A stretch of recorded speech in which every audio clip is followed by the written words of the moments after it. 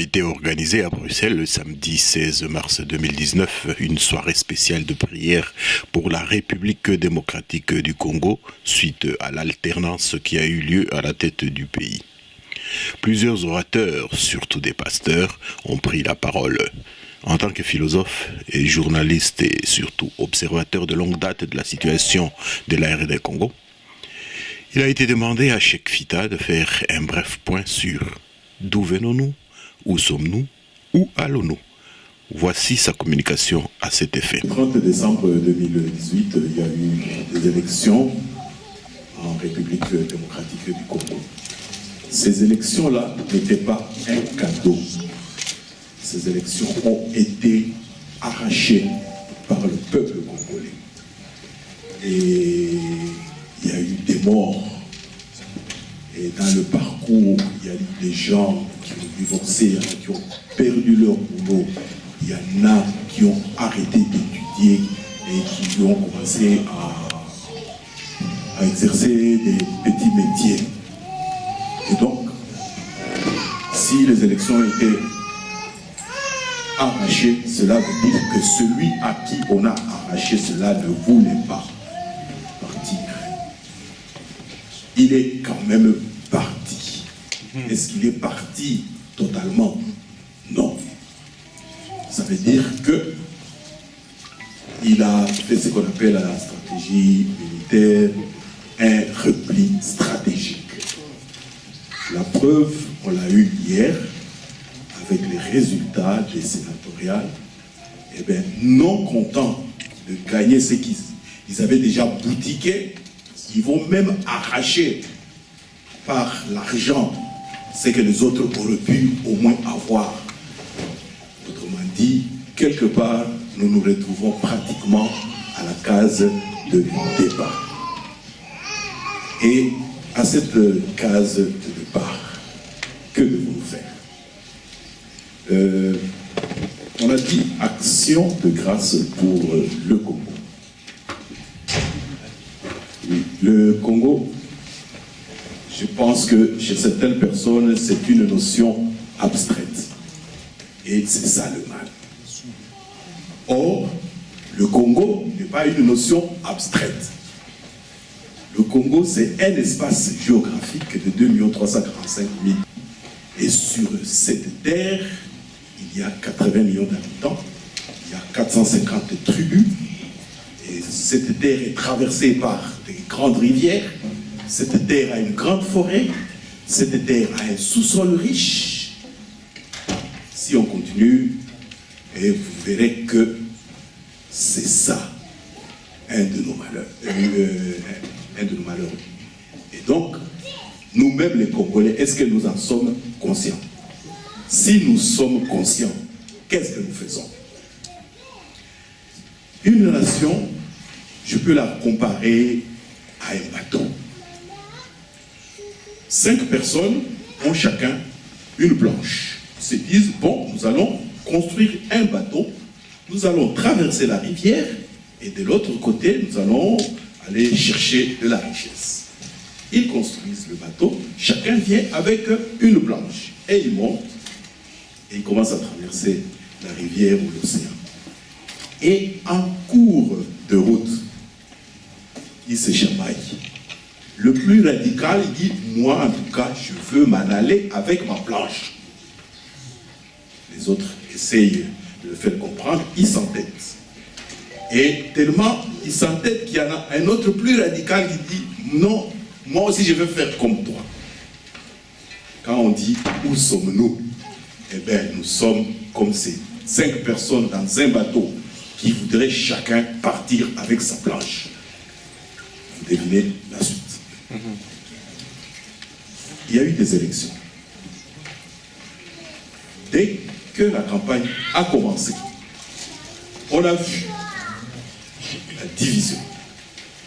Déjà que en 2016, Feu Étienne Tshisekedi Persona avait fait un grand effort, un très grand effort pour réunir les politiciens sans a priori.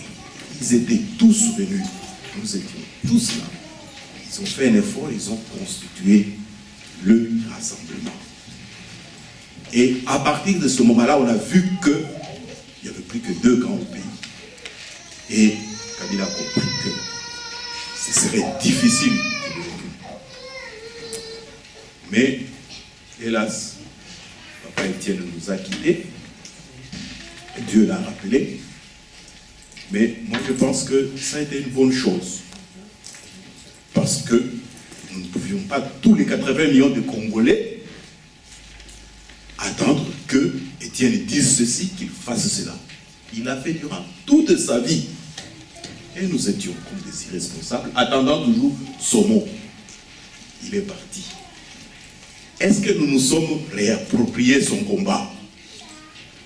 Est-ce que nous nous sommes réappropriés sa vision de mettre tout le monde dans un même bateau? Parce qu'au moins lui, il était le timonier, il était dans le bateau, tout le monde était là et on partait.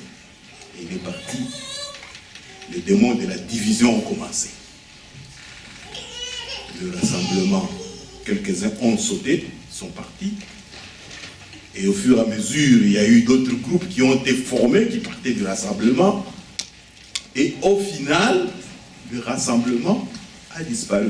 Est-ce que vous connaissez la date de la disparition du rassemblement? Ça n'a jamais été annoncé, hein? Mais vous constatez avec moi que le rassemblement n'existe plus. C'est grave. Donc, tous ceux qui, d'une façon ou d'une autre, étaient dans ce bateau-là, ont quitté. Ils ont fait un peu comme ces 5 personnes qui sont dans un bateau, qui voudraient prendre chacun sa planche. Ils ont pris chacun sa planche.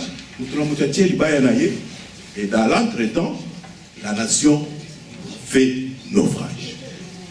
Et pour couronner le tout, il y a eu Genève, et tout le monde est suffisamment observateur pour se rendre compte que non seulement Genève signait l'arrêt de mort définitif du rassemblement, mais après cela, surtout c'était dans la période de pré-campagne, il y a eu, hélas, division sur base de tribus.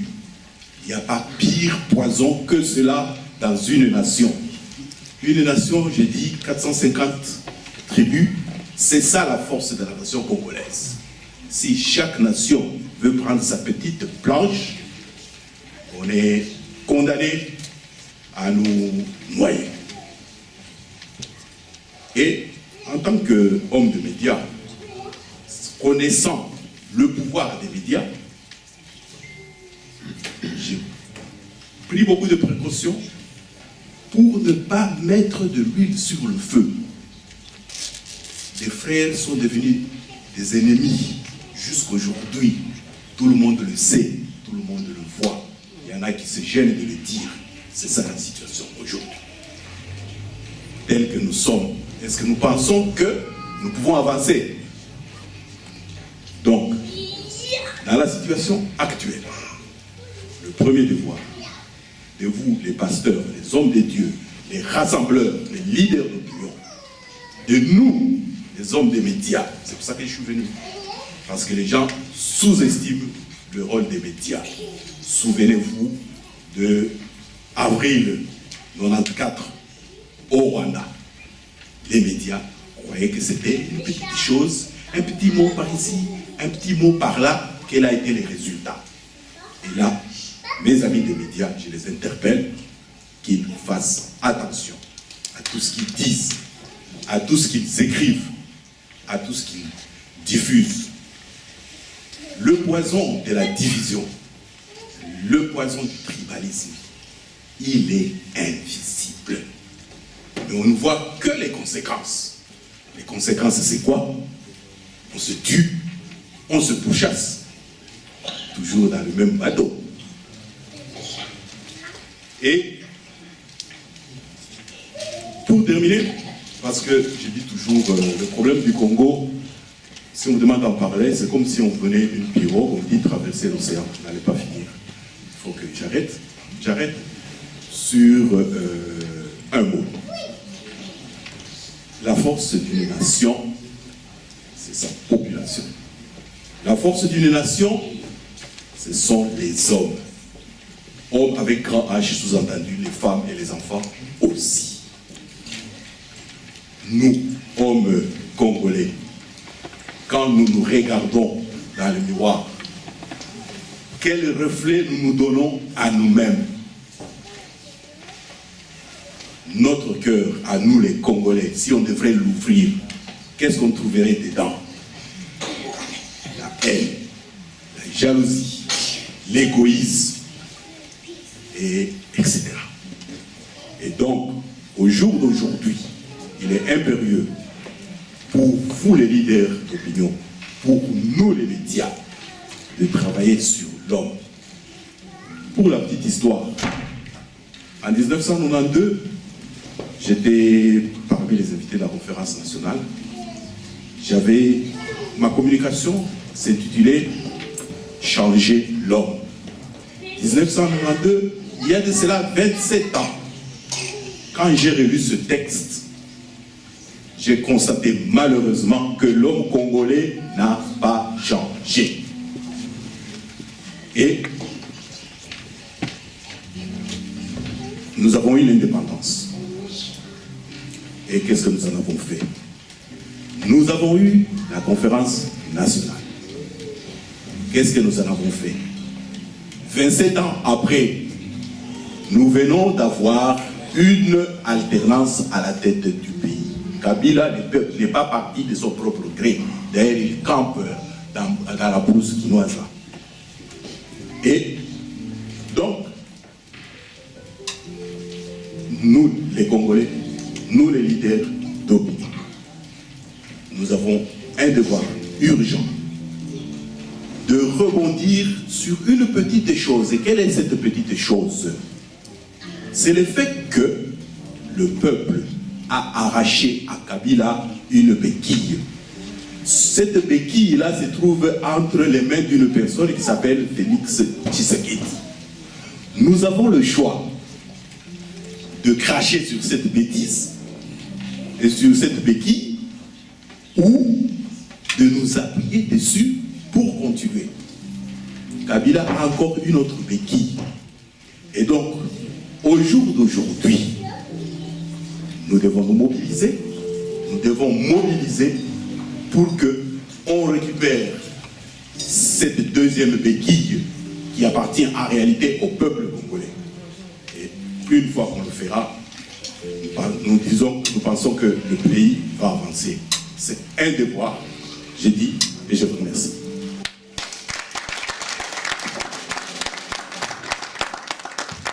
Seigneur, c'était Chekita qui nous faisait l'état des lieux par rapport à la RDC. Nous courons vers le temps et nous allons maintenant avoir l'intervention de notre papa, le pasteur Corner Piana, qui va venir pour la reconnaissance à notre Seigneur Jésus. Que tout soit pour Jésus.